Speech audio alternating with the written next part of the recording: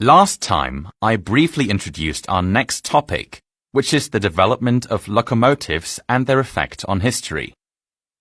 We looked at the invention of the first locomotive by Richard Trevithick in 1804 in Wales, and I explained the basic concepts and designs of the first locomotives.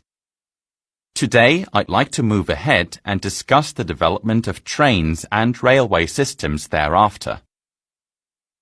Trevithick's locomotive was not a financial success, unfortunately, but there was modest development of small rail systems in Great Britain after that. However, it wasn't until the early 1830s that large-scale railway construction began, and this was mainly due to industrialization sweeping across Great Britain, which increased demand for faster and cheaper transport. Centres of industry which contained new factories needed connections to port cities, where manufactured products could be shipped abroad.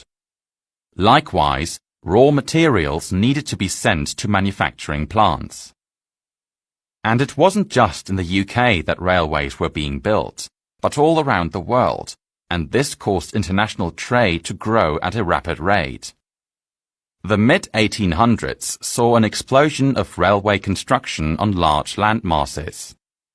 Continental Europe was also seeing an explosion of train rails because of the demand of industrialization.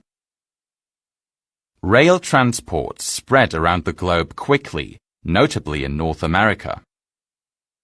In the US, some rail projects began in the early 1800s, but it was not until the Baltimore and Ohio Railroad in 1828 that a railroad fully connected cities in an entire region. It was also the first railway to be totally open to the public, rather than for a limited clientele.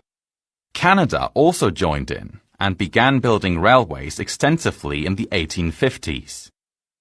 The discovery of gold in the western part of North America offered an additional incentive, and by the end of the century, the US and Canada each had built transcontinental railways connecting the east and west coasts.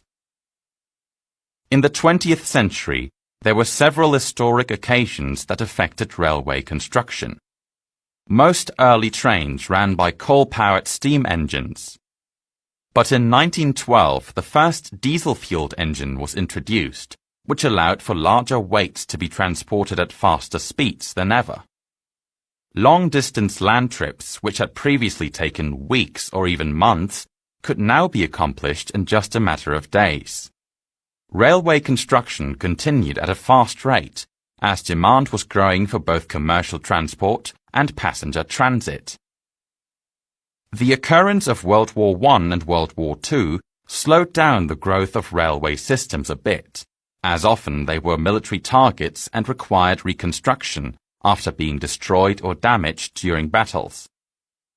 But another period of rapid growth occurred in the 1950s, as Europe and other parts of the world rebuilt following the aftermath of World War II. Following that, trains were the most popular method of land transportation, until usage of automobiles and aircrafts became more widespread and popular. So, why did train transport experience such rapid growth and success within such a relatively short period of time? Before locomotives, land transport was primarily limited to wagons pulled by animals. Travel times were incredibly long, making trade rather expensive and difficult. So, world trade, even trade within the United Kingdom, was limited. Industrialization drove the development of railways as the period demanded larger quantities of materials and a better way to transport products. Manufacturers insisted on having a way to transport their goods more rapidly and cheaply to consumers or centers of commerce. And because of that, consumers started seeing a drop in the cost of manufactured products. Another reason rail systems grew so quickly, for Europeans and the British in particular, is that they allowed countries to have greater control of their colonies around the world. Soldiers and military equipment could easily and quickly be moved to wherever they were needed. Needed supplies were easily transported across great distances to more remote areas. Were it not for rail systems, control of foreign territories would have been impossible. And these days the popularity of passenger trains continues to grow, and they have become even more innovative and cost-efficient. Cleaner fuels are being used, and with the development of electric trains, railway systems are more environmentally friendly. These days we have very sleek and modern trains in many countries that travel at speeds of up to 430 kilometers per hour. And now we are seeing the further construction of electromagnetic train systems, which run on perfectly clean energy.